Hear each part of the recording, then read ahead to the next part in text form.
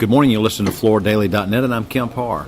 I'm in Aruba at the NFA meeting, and I'm with Rich Mandel, co-owner of Sterling's Carpet and Floors in Anaheim. Rich, how you doing? Fine, thanks, Kent. I've known you for a long time. You're the latest member to join the NFA. We'll get to that in just a minute. Just a little background first, though. Sterling, as I said, is in Anaheim, 54 years. How did you guys get in that business? My best friend from college, John Ernst, who was my banker, and I was in another business with my father, and that closed, or we closed it, and I was looking for a business to buy, and we wanted to do something together. And he banked this carpet store, and it was run by a family. They wanted to sell, and we bought a flooring business. Neither one of us knew one thing about flooring. We knew the fuzzy side was up, and they were buying off goods, and we were going through about 100 rolls a week, and we walked into a business, and that was 30 years ago. All right, 30 years ago. And you actually have a son who's your succession plan as well, right? My son, out of college, I think it's been 2000, actually went to work for Shaw in Texas and was a rep for them for, I think, 8 years, and then he never had an interest in our business, and all of a sudden he got an interest in our business and asked to come to work for us, and tried to talk him out of it, telling him the retail business was not like the wholesale business, but he wore us down. It was the best thing that ever happened to us. And then a couple of years ago, my accountant said to me, I think it's time to start giving down the business. And so we're in the process. He's buying the business, my partner's share. He's got a better deal than me. He's getting paid for his share, but, father and son. So John has no heirs that wants to get into it? And John and I are still there, and we'll probably always be there. All right, so let's talk about this decision to join the NFA. I think it's been a little over a year. You never had considered being a part of a buying group before, had you? No, we really hadn't. We'd been approached by CCA and Abbey and Carpets Plus, and which we actually joined in the infancy. We always seemed to make it on our own, and I couldn't. Those other groups, it seemed like, even though they gave you rebates and everything, with the prices you had to pay for the carpet, it probably was my own money coming back. And so we never joined, and then people would come and ask us and say, well, you should be in the NFA, and we knew some of those people as we were a Stainmaster Flooring Center.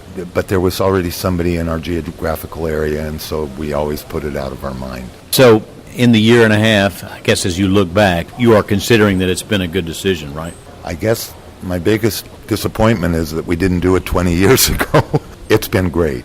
The minute that we were approached to talk to them, I jumped on it with my son, who's basically taken over the business. And I knew about their transparency and the best practices and how the members shared things with each other. And I'm looking down the road of my son thinking this would be perfect for him. And we got asked to join, and they accepted us, and it's been the best year that we've had. As I said at the beginning of this interview, I've known you for a long time, and I've seen you at the Shaw Flooring line dealer type of meetings. This just has a different dimension to it, doesn't it?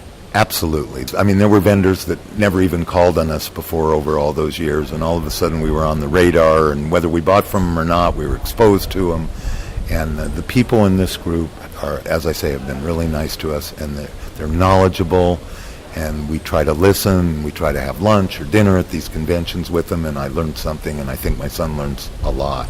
And it makes you feel good to be associated with dealers like this. I know they meet 3 times a year, but you can pick up the phone and call any of these guys anytime, right? And I have, and it saved us money, and it's, how would you handle this situation, or did this happen to you? It's been really good for us. One last quick question real quickly. Just on mix shift, we've been talking at Floor Focus a lot about this mix shift between soft surface to hard surface. How has Sterling reacted to that? Like everybody else, we're still primarily carpet, but we used to be 80-20. Now we're probably 65-35, and that's growing. The 35 is growing, and next year it'll be more. And we still love carpet, but it's changing, and the carpet business has become a rooms carpet business. It's not a house carpet business anymore. So we want the rest of those rooms that aren't carpet, and that's what's happened. So have you changed the way you've laid out your showroom? Actually, it's funny you mention that. We stock carpet, and we stock a lot of rolls of carpet, and my son told me on the way here, we had a long 11-hour flight to get here, Dad, I think I'm going to start taking some rolls of carpet off the floor and put more pallets of LVP or wood or whatever on the floor. So yeah, we've changed. I'm hearing that from some of the other members here. I bet. It's the way of the world. All right, Rich, I really appreciate you spending time with us. Again, been talking to Rich Mandel, the latest NFA member to join. down here in Aruba at the NFA fall meeting. And you've been listening to Kemp Harr and FloorDaily.net.